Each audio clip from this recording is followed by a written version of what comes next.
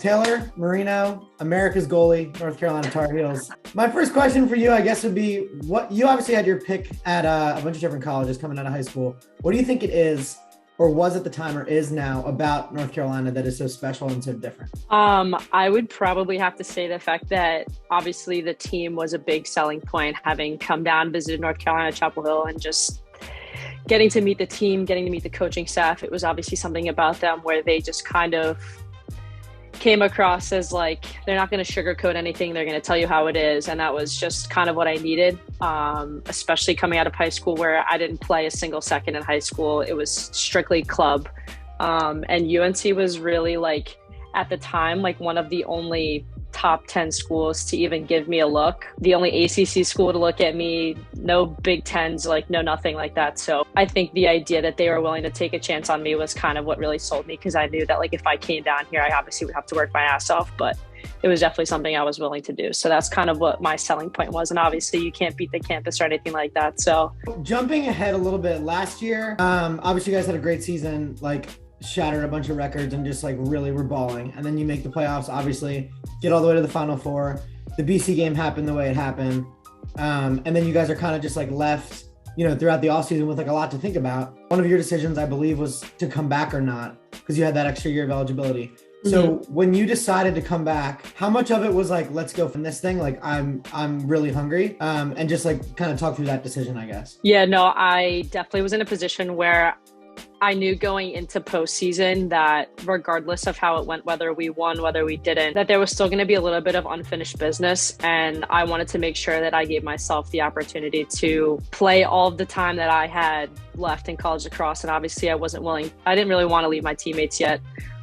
They've just been a great group of girls to be around. And that was also something that kind of sucked me back in. So it wasn't that like I wasn't mature and I wasn't ready to leave college. It was more so like I had this opportunity because I don't know how long lacrosse is going to last for me after college.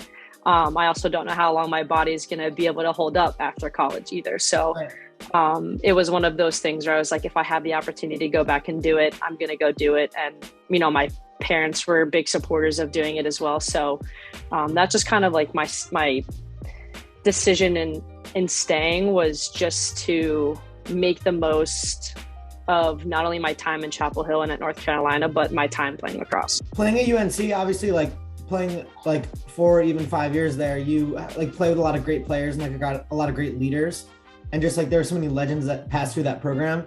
So now being like older and like you guys have a lot of girls who come in through the transfer portal and like a lot of freshmen and a lot of like talented players. Like there's so much talent down there. So like, what have you learned that you now are able to bring to the table as like a leader, as an older player with all these transfers, all these freshmen? Yeah. So I think one of the big things, especially coming in my freshman year, you're coming in with Sammy Jo, like I was coming in, Sammy Jo Tracy was still on the team, Kaylee Waters, Molly Hendrick, Marie McCool, just a bunch of really solid studs. And it's obviously an intimidating aspect. And so I think one of the things I really pride myself on, especially being one of the older guys, one of the more mature guys, is creating a space and an environment for all these young guys to come in and know that they're appreciated. The work and effort that they put in every day at practice is not only making them better, but it's making the people around them better. And I think just overall, like giving them the confidence to know that while at the end of the day, they may not be getting the playing time they want, or they may not be in the situation that they want to be in, whether that's academically, athletically, the whole 9 yards, they still have the opportunity to grow as people, as teammates, as students, as athletes. And I think giving them someone to talk to or someone that they know that they can come to is really something that I put a lot of effort into, and making those connections with those younger guys. Cause when I come back as an alum, I want to come back and these guys be like, oh my God, like so good to see you. Like one of the, like just being excited to like have you back and not come back and like have these kids be like, oh cool, you're back. Like you just left. Like I want them to be excited. I obviously love each and every one of these guys. And I think my goal is to just leave a lasting impression and know that like, regardless of whether I'm still here or I'm not here, that I'm always someone that they can reach out to. So kind of the team, like bringing to the team into it again, like you're going against like great players every single day at practice. Like that's one of the benefits of going to a top school. It's like, you're getting the best shots in the country from the best shooters in the country, like daily. So then when you go play, because the ACC obviously is just absolutely loaded. So when you go play BC, Cuse, all these teams once in the regular season, and then you honestly probably are going to end up playing them again in the ACCs, and then maybe like we saw last year in the tournament. Is it weird playing like really talented teams 3 times a year? And then how do you kind of like, you go into that first matchup and obviously you guys won and it was sick. If you had lost, it's almost like, okay, like now we can kind of go back to the drawing board, but like you played them 3 times. So how do you kind of like wrap your head around that as you go into each different matchup? Yeah, obviously every single one of these teams are tough, regardless of where they stand with their record. Like, you're going to get everyone's best game. And I think for us, it's a nice challenge to consistently see how engaged and how focused we can be going into every single one of these games, especially our ACC matchups. And to know that, like, this isn't just going to be like a one-time thing. Like, we're going to see these guys twice, 3 times, like you mentioned. So every time we go into practice, we're making sure that we're taking care of the little details. This isn't just like something where we go into these overarching concepts and ideas. We're really, really focused on making sure that we not only prepare ourselves for these teams, but we also make each other and our team better. So it's always like a growing point for us. And to kind of go into the postseason, especially, like, that's when you can't make those mistakes anymore. Like, regular season, you get the opportunity to kind of make those mistakes and learn from them. And then the postseason, that's where it's one and done. So you really don't have that opportunity to go back to the drawing board. So I know this year for us, even though, you know, we beat BC in the regular season, like, that means absolutely nothing. And I know for us, like, we left Boston knowing that we still had a lot of work to do.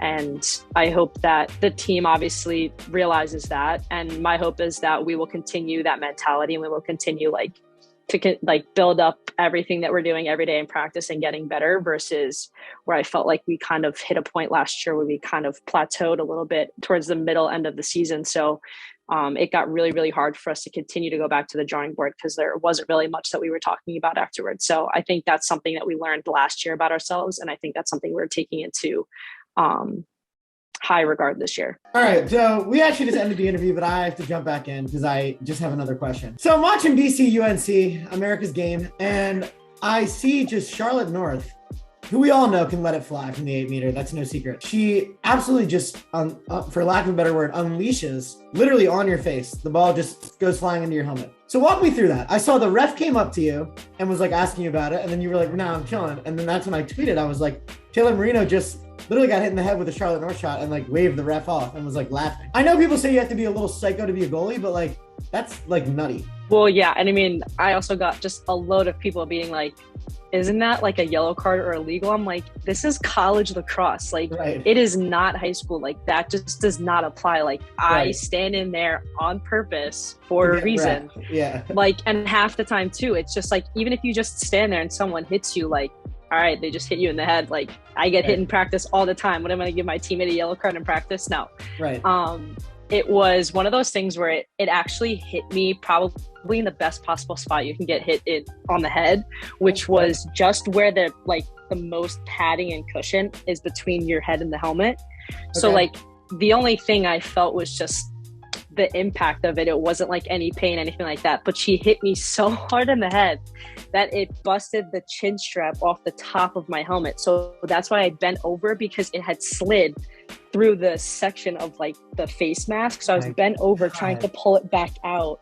So then the ref like stopped it, thinking that I wasn't okay. And he walked over, he's like, are you okay? Like, do I need to get it trained? And I go, oh no, like my chin strap just popped off. Like, I'm good. God, that is so wild. Meanwhile, I'm tunnel vision too. My trainer screaming my name, being like, are you okay? Are you okay? I didn't see her until I walked back, and I was just like, thumbs up. Yeah, you're just happy the ball didn't go in the net. That's the only only thing. Actually.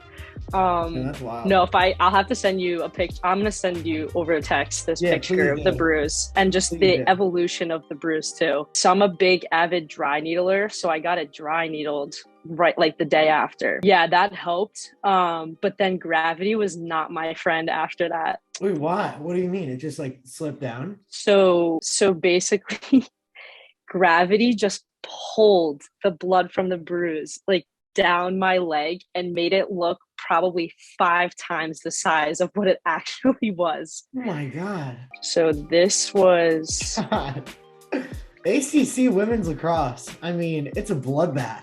Yeah. So this was like immediately like a day, 2 days after, and then I'll send you the picture of just like what it turned into. Okay, the first Oh two my just God. got That's from Charlotte? through. So Charlotte hit me the Jesus first time, Christ. Taylor. and then like I think it was in the third quarter. We were a man down. Oh my God, and the last one. I know gravity really made it look so bad. I sent it to Charlotte actually, and I'm like, reason million and one why I hate playing against you. And she was like, OMG, that's so bad. I'm so sorry. About that. I'm like, all part of the game, but I ended up getting hit there in the third quarter again, like same spot. No, and let me tell you, that bad boy, I was like, the following week we had 2 games, and I'm like, if I get hit here again, You would like you would die. I was Like that would hurt so bad. I think I was like, I think I'll quit right here. Oh, how do you read her shots? Like blah blah blah. I'm like, all right, on the 8 meter, like, I mean, you ask a guy to stand in there, like a guy goalie to stand in there. They see rips all day long, but they see rips from like outside the 12. Right. I'm like, now put a girl who can probably rip the ball as fast as a guy can on the 8 meter with no one in front of her.